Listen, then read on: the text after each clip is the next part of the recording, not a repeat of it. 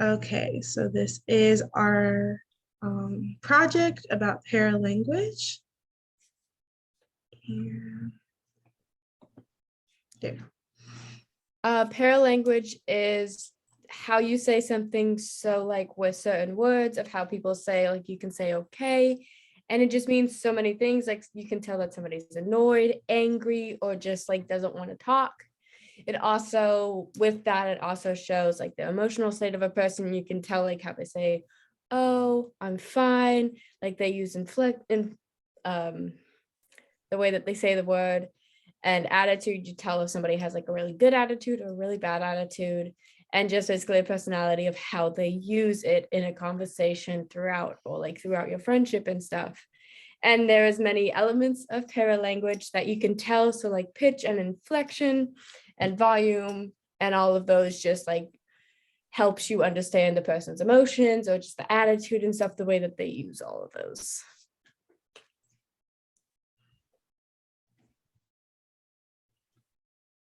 Paralanguage is important because it shows the true intentions of the speaker. It also shows like their emotions and stuff. If you think about it, for a speech, like I had a dream or like a presidential speech, nobody would show up to the presidential speech if it didn't pull in a audience, or if they didn't use paralanguage, just because they would be sitting there being bored, not knowing, like they wouldn't show emotion or anything. And I had a dream speech wouldn't have impacted us as much as it does now. Like we wouldn't have learned about it in school as we do. Okay, so oops. Let's see. I did the advantages within the use of paralanguage. It can allow another way to know somebody. So you can kind of use it in a way of, there aren't some signs that you can see just having a conversation, but you just, when you get to know somebody, just hearing their voice, their tone, you might know, oh, it's been a rough day.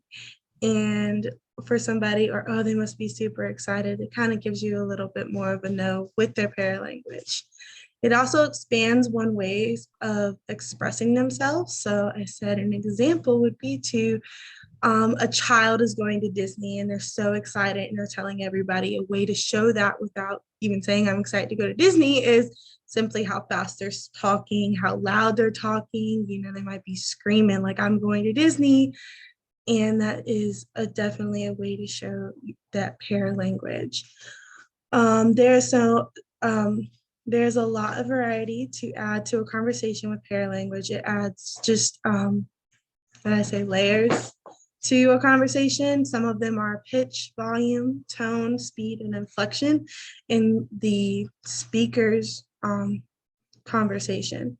I put this little picture of listening, like a guy listening, because that's an advantage to the person that is actually listening in the conversation, is to have, you got to listen to that paralanguage or see that paralanguage to be able to actually use that to your advantage. If you're not really paying attention to the conversation, you might not be seeing the signs of, oh, this person's really upset with me, I really need to pay attention, right? Like you got to know, you got to be able to listen and hear, like, you know, their pitch, their tone, and all that stuff to be able to really get the full like effect of the conversation, not just the words that are being said, because that is something within interpersonal communications that it's not just the words, it's the meanings behind the words as well.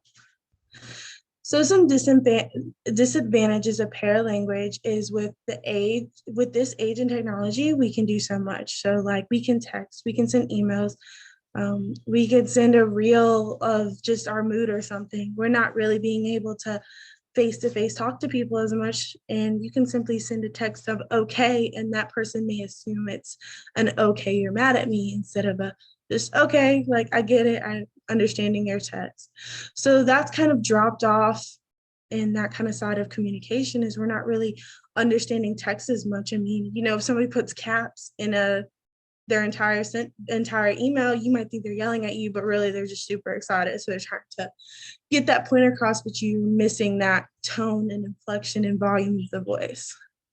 Sometimes it can be difficult to understand one paralanguage. I mean, a good example is there's some people that talk really monotone. That's just their thing. That's just how they talk. They don't like to show much excitement, but they can be excited in the whole situation. But it can be difficult. You might be thinking, oh, this person's so not interested in talking to me. But then once you get to know them, you're like, oh, like they're actually like interested, and it's not that they just think everything's like boring in the world.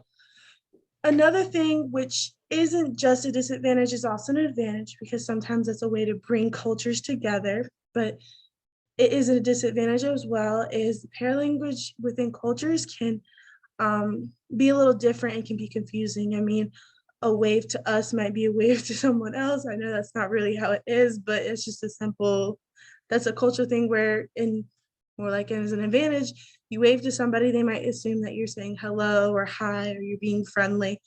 So that's an advantage, but it can also be a disadvantage for some people because you might be using, a hand gesture or your tone. Some countries don't really like your tones of voices or volume. They might speak loudly or you might speak loudly, and that's intimidating, or you're trying to be intimidating. So that's a disadvantage as well. But overall, paralanguage is something that's super important. And I feel like the age of technology is definitely affecting that a lot. And there's going to have to be new ways to find to show that paralanguage, which I think is kind of emojis now. You're really loving a conversation, you put a little heart emoji. I did paralanguage across cultures. So, as we said, paralanguage is nonverbal communication and is typically the use of body language, gestures, facial expressions, etc. And it differentiates across the world, across all different cultures, people.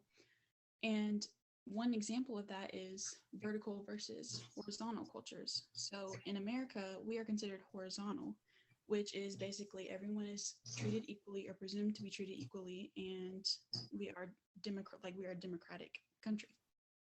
Most other countries are vertical, and normally these countries tend to be hierarchies, and normally what is normal in America is extremely offensive in other countries.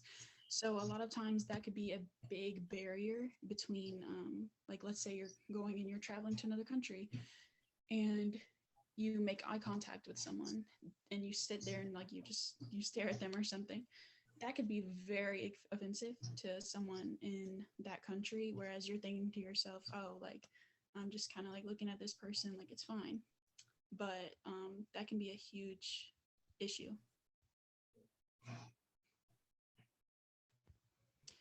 Once again, facial expressions can be very offensive in one country and it's considered normal in another. In Japan, it is impolite for a younger person to hold eye contact with an elderly.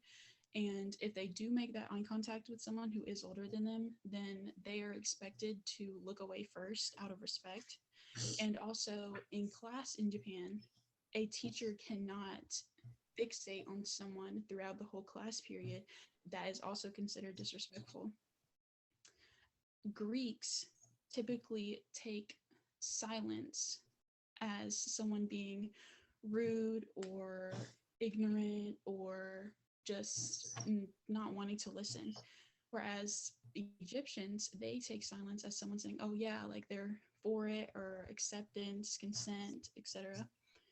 And typically, when you're being silent in America, normally we kind of take that as a, oh, like maybe they don't want to talk or, whatever.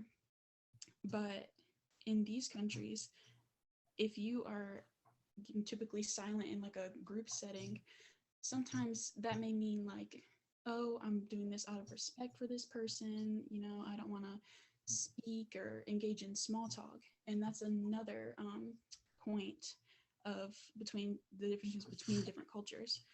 Small talk in America is typically polite and normally everyone engages in it. It's a conversation starter and it can lead to developments of relationships between people, friendships, but small talks in some countries is considered insincere and a lot of people do not engage in it because they feel that you have to have a sort of intimacy with someone to conversate with them and have an actual emotionally engaged conversation. Whereas small talk is just, they don't see it as that. So if someone's engaging in small talk with them, they typically may be silent. And someone in a culture that, you know, enjoys small talk may see them as being just standoff and just rude. Whereas they're sitting there thinking, oh, well, they're insincere with their conversation, like they're not a good person or something like that. Okay, now here's our video.